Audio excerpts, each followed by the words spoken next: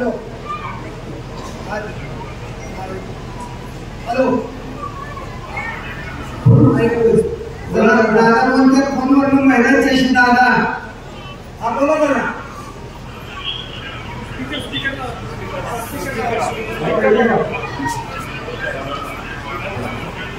स्पीकरला speaker खालच्या साईडला speaker आहे.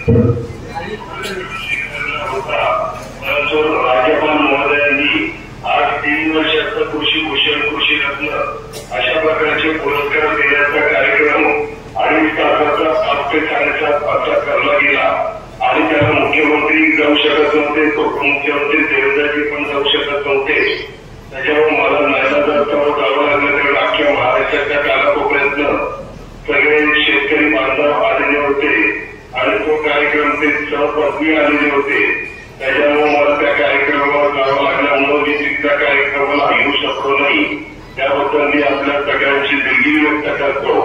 मला मायमोडींना सांगायचं, यंदा अर्थसंकल्प सादर करत असताना आम्ही अतिशय चांगल्या प्रकारे विचार करून समाजातल्या सर्व जाती धर्माच्या महिलांना 2.5 लाखाच्या आतमध्ये उत्पन्न असणाऱ्या यंदा माझी लाडकी बहीण योजना सुरू केलेली आहे. 2 महिन्याचे 3,000 रुपये पाठवलेले आहेत. आता नवीन पैसे लवकरच तुमच्या अकाउंटला येतील. हे सगळं डीबीटी केलेलं आहे. त्याच्यात कुठेही भ्रष्टाचार होणार नाही ही खबरदारी केली आहे. अगदी महिला पालिका खात्याची मंत्री आदिती तटकरे तिला मी त्याच्यामध्ये जास्तीचं लक्ष घालायला सांगितलेलं आहे. मला महिलांना सक्षम करायचंय, सबल करायचंय. महिलांना मान मिळाला पाहिजे, सन्मान मिळाला पाहिजे. इतकं आपण राजकीय अपेक्षा देऊन या सगळ्या गोष्टी केल्या. परंतु आर्थिक स्थिती महत्वाची असते आणि त्याच्यामुळे वर्षभरात 45,000 कोटी रुपये आम्ही दरवर्षी महिलांना द्यायचा निर्णय घेतलाय. विरोधक आमच्या टीका करतात ते काही खरं नाही म्हणून. वास्तविक हे खरं आहे. तुम्ही अनेक वर्ष मला ओळखता. मी तुमचा पालकमंत्री म्हणून 99 ते 2004 या काळात काम केलेलं होतं. आपले त्यावेळेस देखील एवढं काही सातारा जिल्ह्याकरता चांगल्या करण्याचा प्रयत्न केला.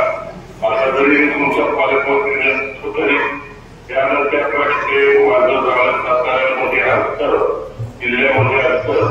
बाळासाहेब किंवा बाकीचे सगळे सहकारी मुलं भेटत कामं करण्याकरता आता पक्षाने नीतीला पडलं. 3 पाटलांना खासदार केलेला आहे. त्याच्या खासदारकीचा उपयोग देखील कामं करून घेण्याचा प्रयत्न करा. आपल्याही मला जरी आज घेता आलं नाही तरी परत मी पुढे निश्चितपणे प्रयत्न करेन की अगोदर माझ्या निर्माण नाराज होऊ नका. स्वातंत्र्याने आपण परिणाम मी गावाच्या खात्यात सगळ्यांना आधार देण्याचं काम करेन. एक म्हटल्यानंतर त्याच्यावर विश्वास ठेवून का आपण एवढीच योजना 3 गॅस सिलेंडर वर्ष आपली इतकी पण योजना आली. त्याच्या शेतकरी वर्गात 3-5-7 प्रमाण 20 मार्चचा निर्णय पण आपण फार महत्वाचा घेतला आहे. आणि आता पुन्हा त्याच्या आसपासची जिल्ह्यात आता जिल्ह्यात पुढच्या जिल्ह्यात अशा पद्धतीने शेतकरी वर्गाला मोठा दिलासा देण्याचं काम मंडळाला केलेलं आहे. 7 रुपये दुधाला अनुदान 8 रुपये केलेलं आहे. हे आपल्या शेतकरी बांधवांना दुग्ध व्यवसाय करतात त्यांच्या करता निर्णय घेतलेला आहे. असे बरेच काही निर्णय पण आपल्याकरता जे राज्याकरता घेतले वेगवेगळ्या प्रकारे केल्याच्या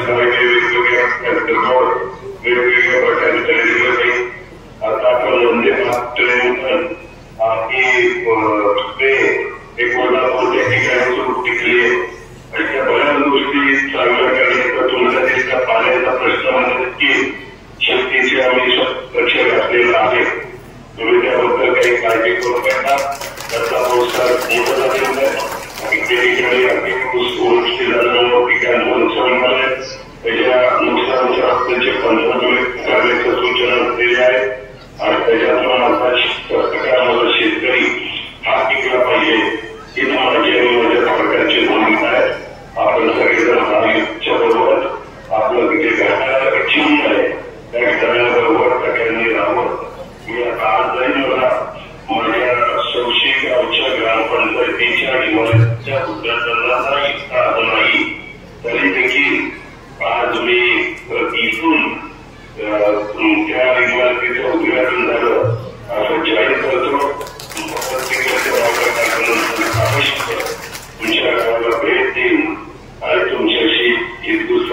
प्रयत्न त्या ठिकाणी केले.